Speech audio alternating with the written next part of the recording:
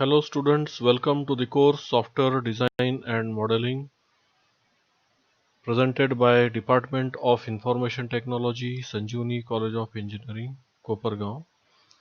In this video, you will learn topic 1.5 Unified Modeling Language from Unit 1 Object Oriented Methodologies and UML.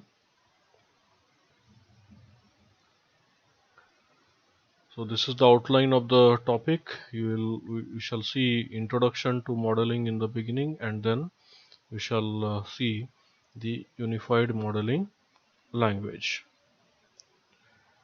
Uh, this particular diagram shows the history of the UML.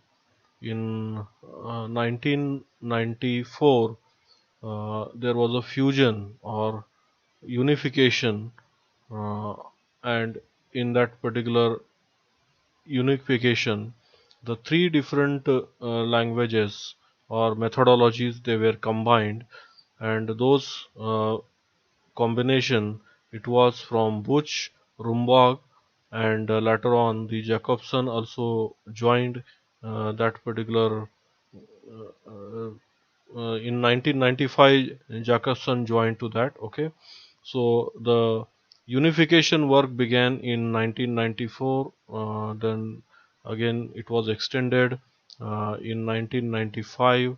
Then the object management group, uh, the object management group was involved, and it was given this particular task of UML specifications, and then UML proposal was accepted by OMG in 1997.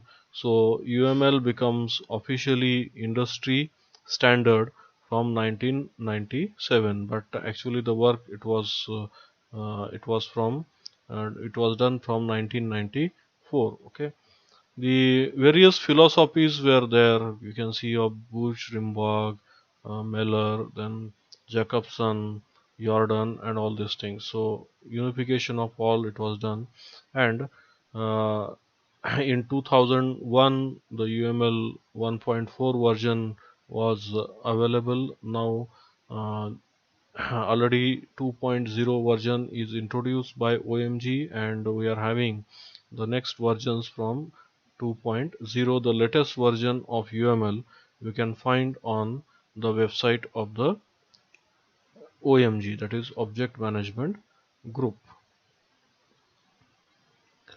Uh, let us see now the structure of the UML. Okay, building blocks of the UML structure consists of building blocks, common mechanism, and architecture. Okay, building blocks, these are the basic UML modeling elements, relationship, and diagram. The common mechanisms of the UML, they are the ways of achieving specific goals, and the UML view of system architecture. So that is the structure of UML. Okay, in the UML building blocks, you have things. These are the modeling elements themselves. The relationships, these tie together the relationships, uh, specify how two or more things are semantically related to each other. So it has got various relationships. And the diagrams, so these are the views into UML models. They show collection of things that tell a story about the software, and are ways of visualizing what the system will do.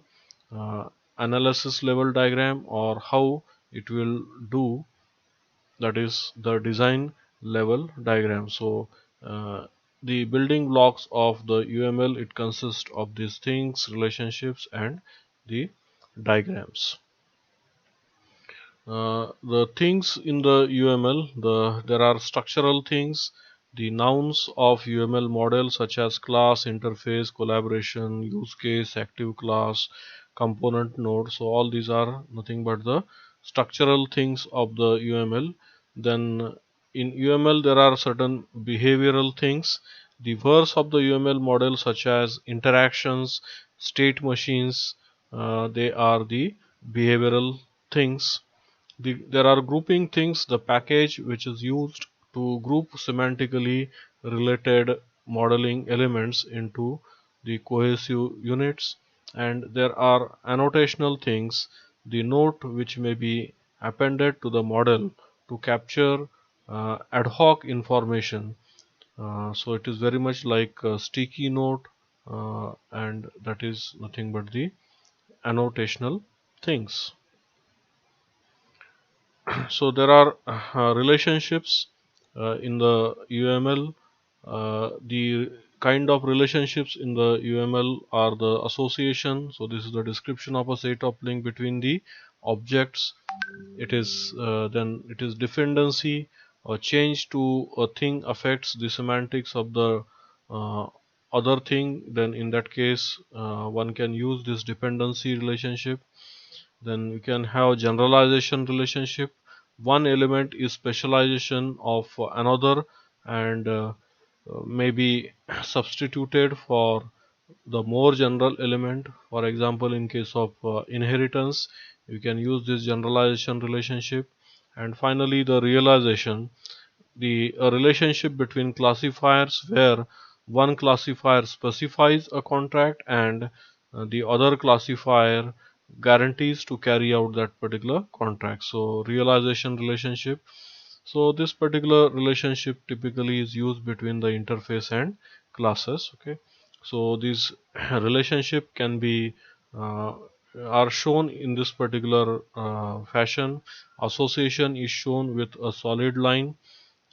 Dependency is shown with dotted line with uh, arrow, whereas that particular arrow is pointed arrow, whereas generalization is shown with a solid line with a triangular arrow at the end of that particular line, and relation realization is shown with dotted line with triangular arrow at the end of that particular line. Okay, so this is how the relationships they are uh, shown in the UML diagram.